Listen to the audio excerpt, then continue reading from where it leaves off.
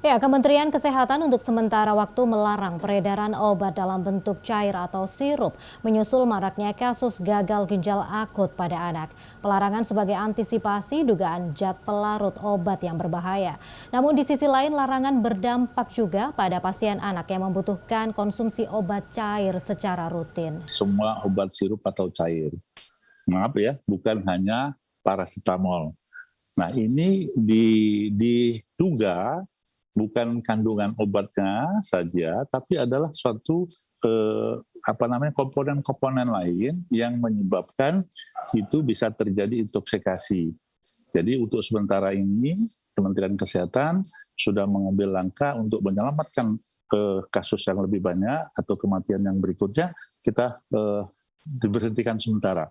Hingga 18 Oktober 2022 jumlah kasus gagal ginjal akut pada anak secara nasional sebanyak 206 orang dengan angka kematian sebanyak 99 orang.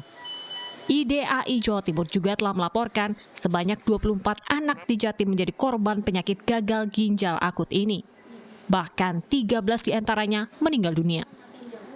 Saat ini penyebab gagal ginjal akut masih diteliti. Dugaan sementara mengarah pada kandungan berbahaya pada zat pelarut obat dalam bentuk sirup. Sebagai langkah antisipasi, pemerintah untuk sementara waktu melarang peredaran obat dan vitamin dalam bentuk cairan. Masyarakat bisa menggantinya dengan obat bentuk tablet atau puyer. Pelarangan obat sirup khususnya pada anak ini tentunya berdampak pada masyarakat.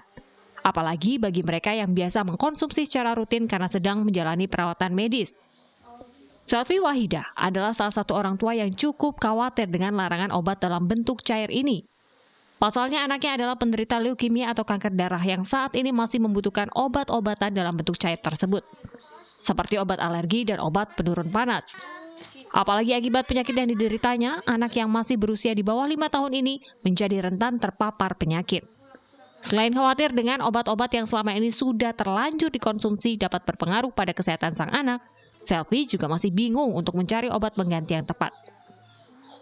Kebetulan anak saya sendiri punya sakit, kebetulan baru selesai kemo karena leukemia. Jadi untuk obat paracetamol dan obat seperti obat antivirus itu harus memang sedia gitu kan.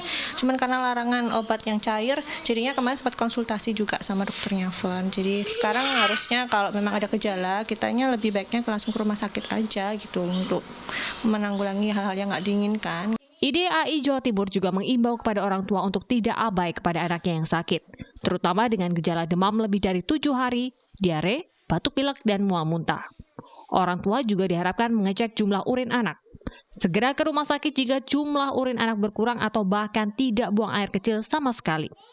Pemberian obat untuk anak juga wajib atas petunjuk dokter. Gia Clarissa, Gencar Wicaksono, Gresik, Jawa Timur.